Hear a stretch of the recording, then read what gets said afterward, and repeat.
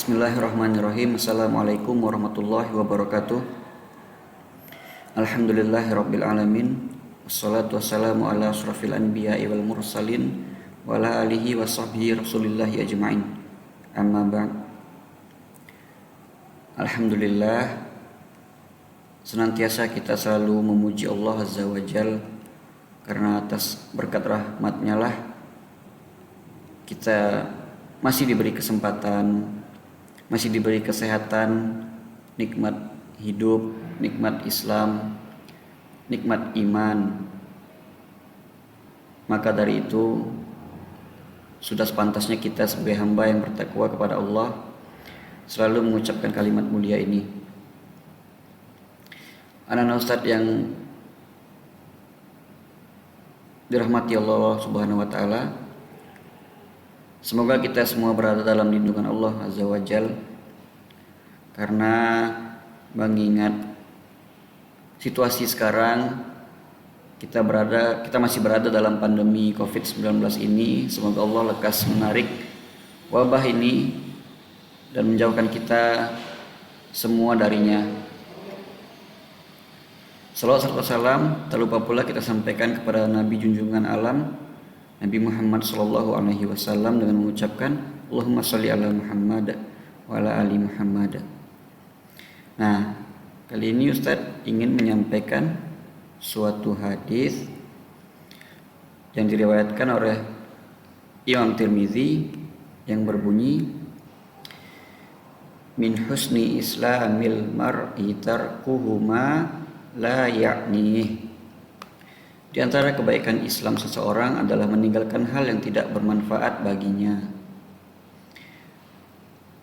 Salah satu contoh hal-hal yang tidak bermanfaat yang sepantasnya kita tinggalkan dan jauhi bersama-sama, yaitu penggunaan gadget atau handphone secara berlebihan dan tidak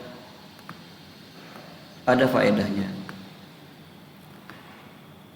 seperti scrolling, mondar-mandir di media sosial tanpa tujuan yang jelas, hanya mencari informasi-informasi yang tidak penting atau bahkan menjerumuskan kita kepada dosa. Apa contohnya? Seperti kita dengan sengaja mencari-cari kesalahan dan aib teman-teman kita di media sosial.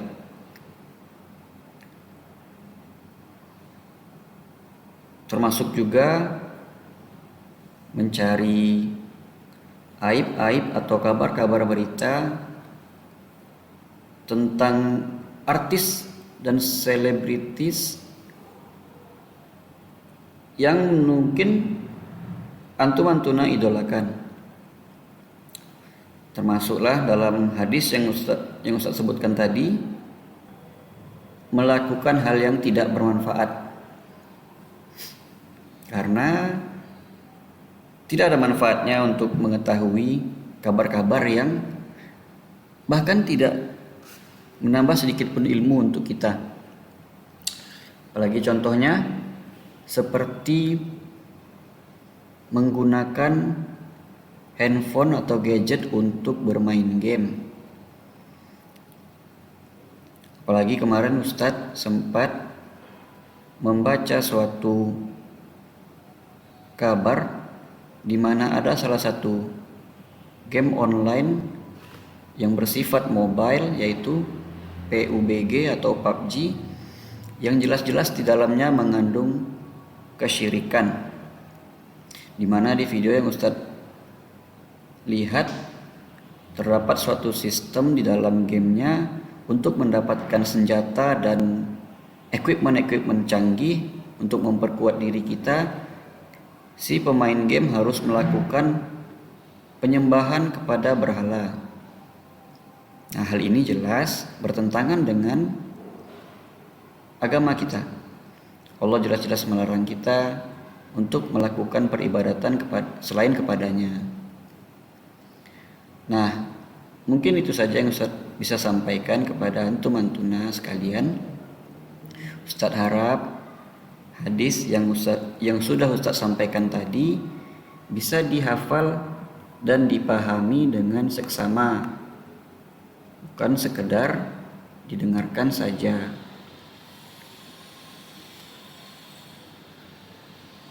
Maka dari itu perlu untuk kita ketahui apa-apa saja yang kita sudah lakukan dalam sehari atau bahkan setiap saatnya. Karena takutnya kita tanpa kita sadari melakukan hal-hal yang tidak bermanfaat bagi kita. Nah, sebelumnya perkenalkan dulu nama Ustadz Angga Septia Pratama atau biasa dipanggil Ustadz Angga. Insya Allah Ta'ala Ustadz akan mengajar antum antuna dalam pelajaran TIK atau Teknik Informasi dan Komunikasi. Dari itu selanjutnya dalam pelajaran TIK insya Allah antum antuna akan selalu bertemu dengan Ustadz. Baiklah, mungkin itu saja yang dapat Ustaz sampaikan. Lebih dan kurangnya Ustaz mohon maaf. Ustaz tutup dengan doa kafaratul majlis. Subhanakallahumma wa bihamdika asyhadu an la ilaha illa anta astaghfiruka wa atubu ilaih. Assalamualaikum warahmatullahi wabarakatuh. Bismillahirrahmanirrahim. Assalamualaikum warahmatullahi wabarakatuh. Alhamdulillahirabbil alamin. Wassalatu wassalamu ala asyrofil anbiya'i wal mursalin wa ala alihi wa sahbihi rasulillahi ajma'in. Kaifa halukum jami'an? Bagaimana kabar anak Ustaz semuanya? Ustaz harap, Ustaz doakan kita semua selalu diberi kesehatan dan selalu dilindungi oleh Allah Azza wa Jalla. Mengingat sekarang juga masih situasinya kita berada dalam pandemi COVID-19. Mudah-mudahan Allah segera menarik wabah ini dan melindungi kita semua darinya. Salawat serta salam tak lupa pula kita hantarkan kepada Nabi kita Nabi Muhammad SAW dengan mengucapkan Allahumma sholli ala Muhammad wa ala ali Muhammad. Nah, udah siap untuk belajar semuanya? Kali ini dengan Ana Ustadz Angga Septia Pratama, insya Allah Ta'ala kita akan mempelajari teknik informasi dan komunikasi. Pada pertemuan kali ini, sebelumnya Ustadz ingin mengasih tahu antum antuna mengenai rujukan buku yang Ustadz pakai. Untuk pelajaran TIK kelas 7 atau kelas 1 SMP ini, Ustadz merujuk kepada buku terbitan Yudhistira berjudul Informatika dengan cover berwarna kuning oren-orenan. Mungkin antum, beberapa dari antum sudah memiliki, bukunya bisa didapatkan di sekolah atau di toko-toko buku lainnya. Selanjutnya langsung saja kita masuk pada bab pertama di pertemuan kita yang pertama pada tahun ajaran baru ini, yaitu perangkat teknologi informasi dan komunikasi. Apa itu perangkat teknologi informasi dan komunikasi? Yaitu adalah teknologi yang digunakan untuk menangani informasi dan membantu cara komunikasi dengan bantuan perangkat lunak dan perangkat keras komputer untuk mengubah, menyimpan, mengolah, mengirim, dan menerima informasi. Ustaz yakin antum-antuna mungkin sudah tidak asing lagi dengan yang namanya teknologi. Teknologi sendiri secara arti bisa bermakna segala sarana atau metode untuk mencapai tujuan secara praktis. Sederhananya, segala sesuatu yang sekiranya mempermudah manusia untuk melakukan kesehariannya, bisa disebut sebagai teknologi. Contoh-contoh sederhananya seperti saklar lampu, remote AC, HP, kalkulator, semua hal-hal yang mempermudah manusia untuk melakukan kegiatannya bisa disebut sebagai teknologi. Kita tidak perlu lagi menggunakan lampu manual yang harus dihidupkan ketika malam tiba, dimatikan ketika pagi sudah datang. Kita hanya tinggal perlu memencet sedikit pada tombol saklar lampu. Kita sudah bisa mematikan AC dari jauh menggunakan remote. Kita bisa menelpon, berbicara, berkomunikasi dengan orang lain yang jauh di luar sana dengan handphone. Itulah maksud sederhana dari teknologi. Nah, kalau teknologi informasi dan komunikasi sendiri, yaitu tadi segala sesuatu yang bersifat teknologi, bersifat mempermudah kehidupan manusia dalam hal informasi dan komunikasi. Khususnya fungsi utama dari teknologi informasi dan komunikasi yaitu mengubah, menyimpan, mengolah, mengirim dan menerima informasi.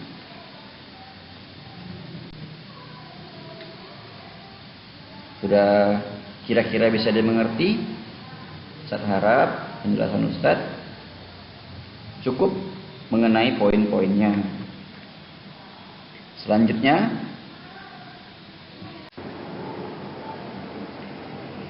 jenis-jenis perangkat teknologi informasi dan komunikasi. Perangkat teknologi informasi dan komunikasi secara garis besar terdiri dari dua jenis perangkat, yaitu perangkat keras dan perangkat lunak. Apa itu perangkat keras? Perangkat keras secara sederhana dimaknai sebagai perangkat fisik yang bisa kita lihat dengan mata kita. Seperti contohnya komputer, gadget, printer, dan device-device lain yang bisa kita sentuh dan kita lihat. Itulah perangkat keras. Sementara perangkat lunak adalah perangkat yang berfungsi untuk melakukan fungsi si perangkat keras tadi. Bedanya, perangkat lunak tidak punya bentuk fisik, hanya bisa kita rasakan fasilitasnya. Perangkat lunak dan perangkat keras saling terikat. Perangkat keras tidak bisa dijalankan tanpa perangkat lunak. Perangkat lunak juga tidak bisa berfungsi tanpa perangkat keras.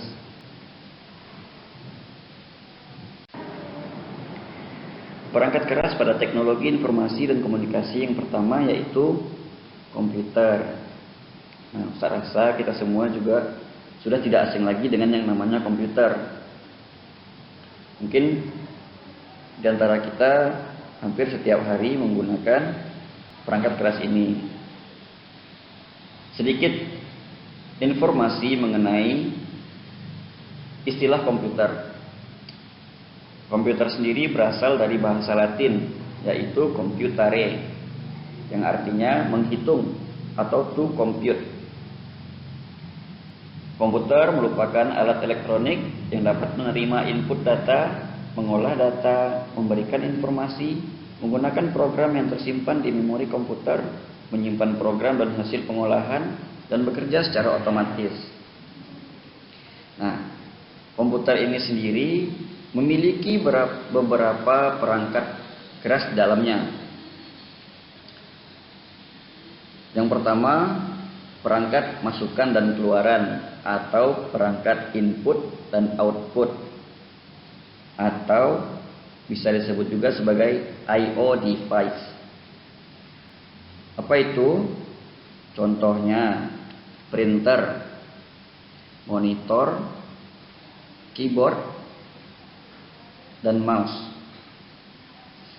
Bagaimana keempat contoh ini bisa disebut sebagai perangkat masukan dan keluaran? Karena sesuai fungsinya printer berfungsi sebagai output data dari komputer kita. Yang kita ketik di komputer bisa kita keluarkan melalui printer.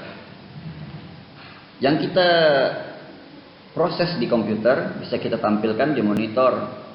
Sementara untuk keyboard dan mouse berfungsi sebagai device input, berfungsi sebagai penerima perintah dari kita. Kita ingin memasukkan suatu kata pada komputer, maka kita harus menggunakan keyboard. Kedua, yaitu caching unit. Caching sendiri fungsinya untuk melindungi perangkat-perangkat atau elemen-elemen yang ada di dalam inti komputer tersebut. Caching unit juga berfungsi untuk melindungi kita dari bahaya yang mungkin bisa dihasilkan oleh perangkat-perangkat yang bekerja dalam komputer seperti listrik dan panas. Yang ketiga, perangkat keras pada CPU adalah perangkat keras yang ada di komputer adalah CPU atau Central Processing Unit. Apa itu? CPU adalah inti dari komputer atau otak dari komputer itu sendiri. Fungsinya adalah mengolah data, mengolah inputan kita yang sudah kita perintahkan kepada komputer tersebut.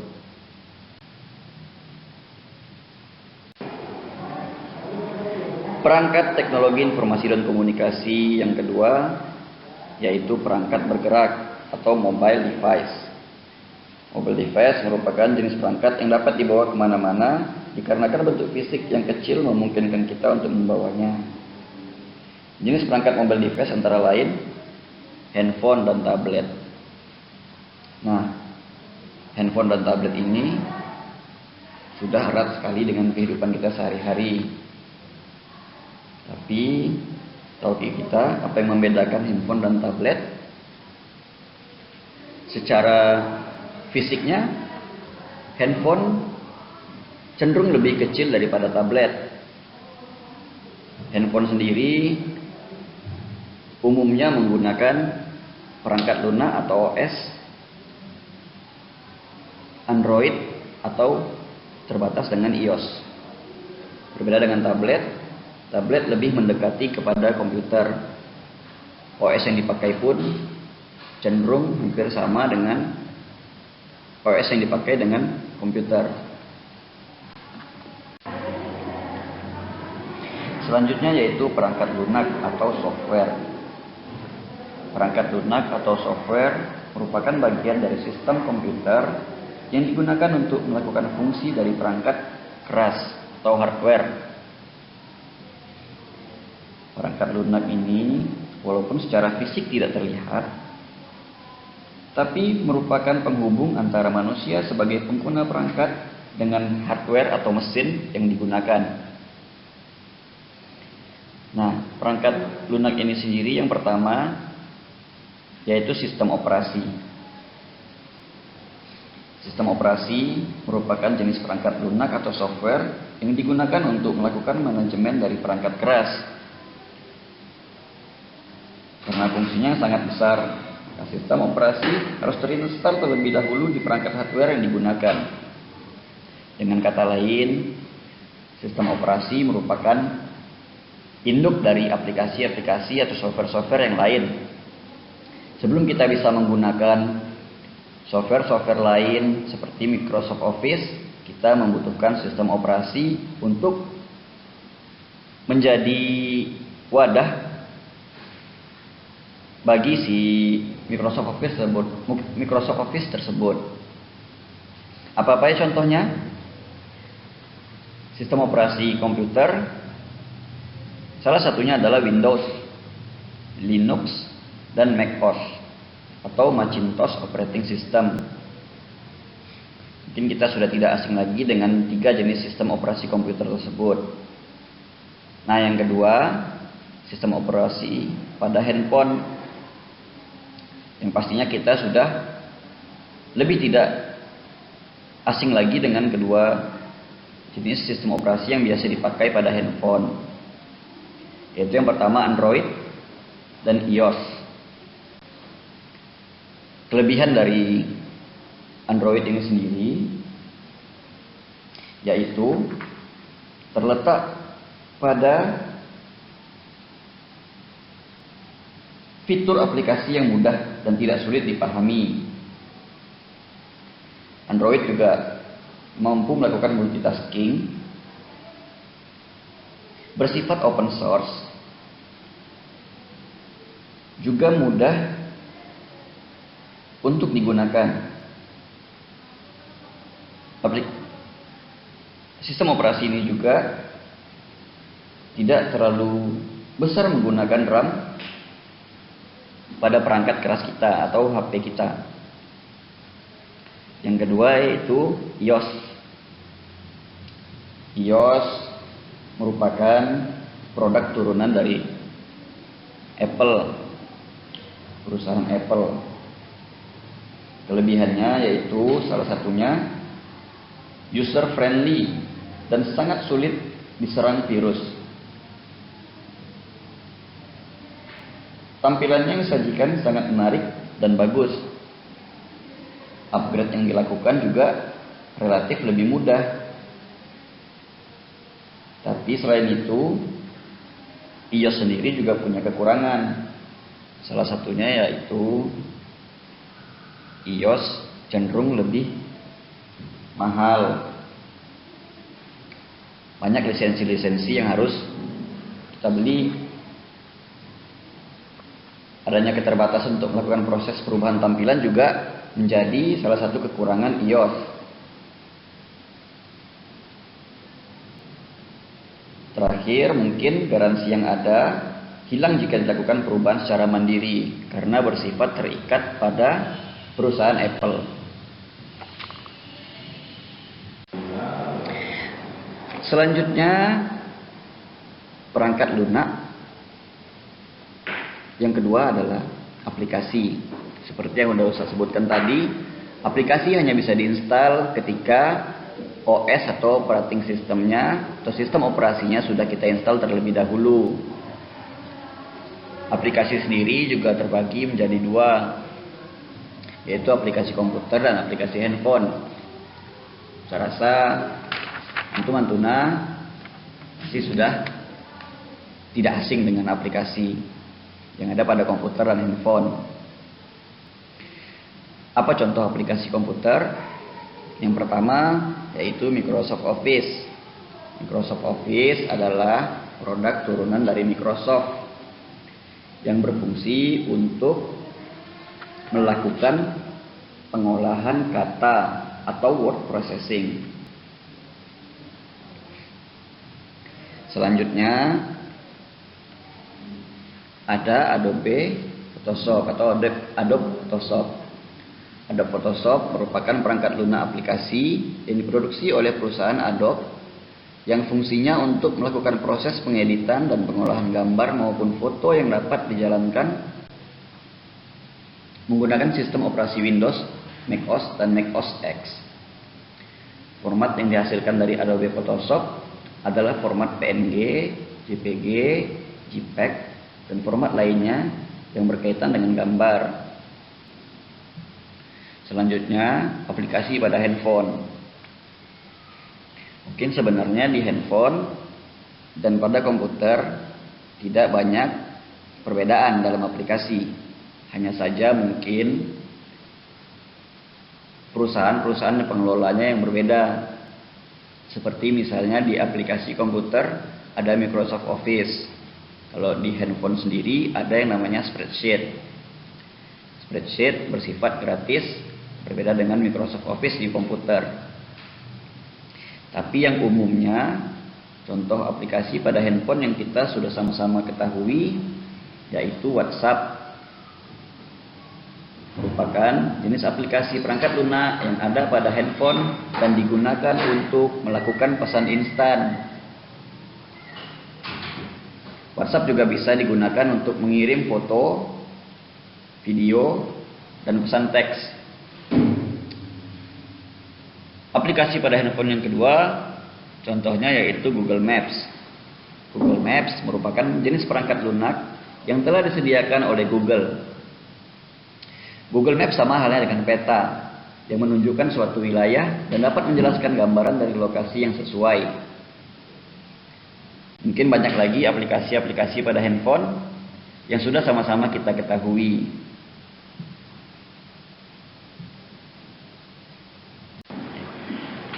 Mungkin itu saja yang dapat saya sampaikan. Saya harap antum-antuna dapat memahami materi kita yang pertama pada pertemuan awal kita di tahun ajaran baru ini. Lebih dan kurang Ustaz mohon maaf. Saya tutup dengan doa kafaratul majelis. Subhanakallahumma wa bihamdika asyhadu an la ilaha illa anta astaghfiruka wa atubu ilaik. Assalamualaikum warahmatullahi wabarakatuh.